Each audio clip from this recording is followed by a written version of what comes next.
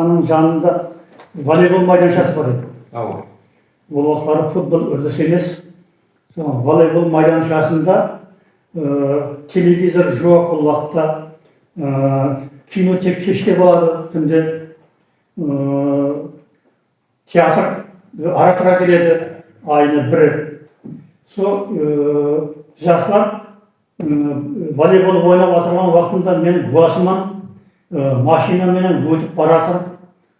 Сондай қызыққанлығы сондай, тек машинадан түсе сала барып, волейбол майданшасында бір баланы шетке шығарып, қойып, қосылып, сол ойнап кеткенін өзім көзіммен көрдім, сол совхоздың директорының.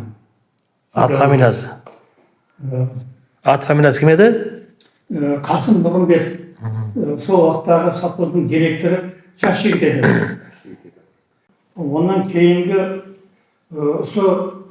совхоздың тарихына байланысты айтылатын адам Сұлтан Төремұратов деген адам.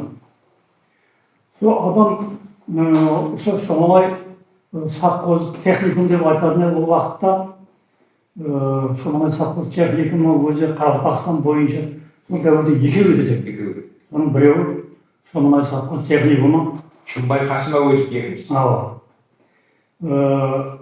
Совхоздың рауаздануына, оның үлкейіп көркеюіне Сұлтан Төремұратов жүдә үлкен үлес қосты. Ол адам сол дәуірдегі өзінің бір, не деймін, менің тіліммен айтқанда прогрессив адамлардың бірі еді. Жаңалықтарға қызығатұғын, әрқандай таза нәрсені көрсе, соны сол өзіміздің ауылда, сол өзіміздің совхозда соны ісетуге, соны іске асыруға әрекет қылатын еді. Ауылдың абадандығына қарауға үлкен әтібар беретін еді. Осы адам істеген дәуірде совхоздың абаданластыру бригадасы болатын еді. Абаданластыру бригадасы кіреті бір 8-10 адам отрядында бір бригада ішінде ер адамдар бар, аял қызлар бар.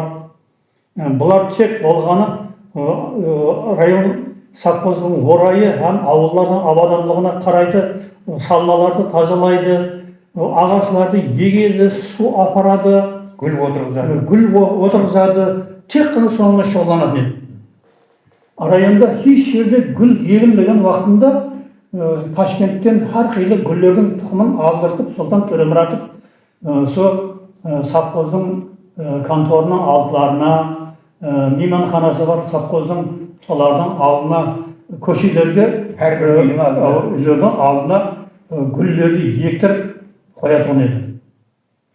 Сол дәуірде міне ең Қарақалпақстандағы рауазданған совхоздардың біреуіне айланды. Шомалай совхозының мал фермасы хақында айтпақшымын. Мал фермасы, құс фермасы Шомалай совхозының ең Қарақалпақстандағы жоғары дәрежедегі шөкімлескен техникалық жақтан бір рауазданған дәрежеге жеткен фермаға айланды. Әсілеп мінекей шөже шығаратығын инкубаторды алып келіп орнатты.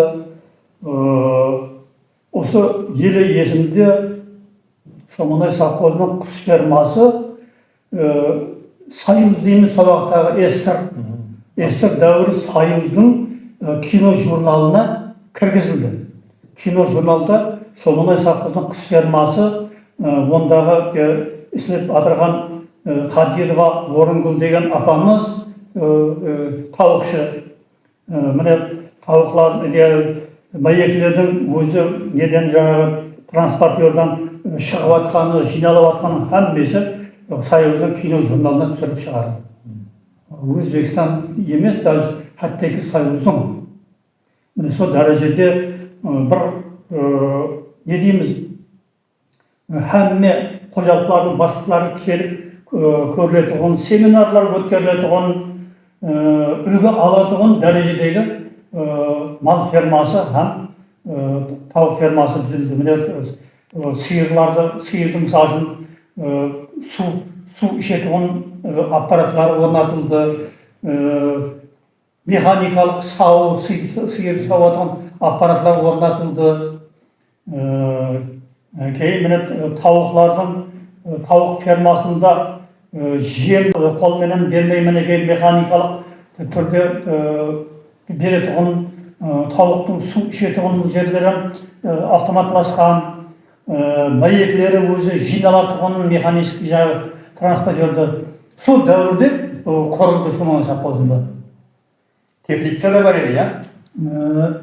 Шумалай совхоздың орайында 8 сотықлық теплица болды. Сол теплицада міне ол вақытлары арзан еді, мен елі есімде. Капиолы қыстың күні неменен саларкіменен қыздырылатын еді. Помидор, қияр пісіріліп, сол теплицада келе болды.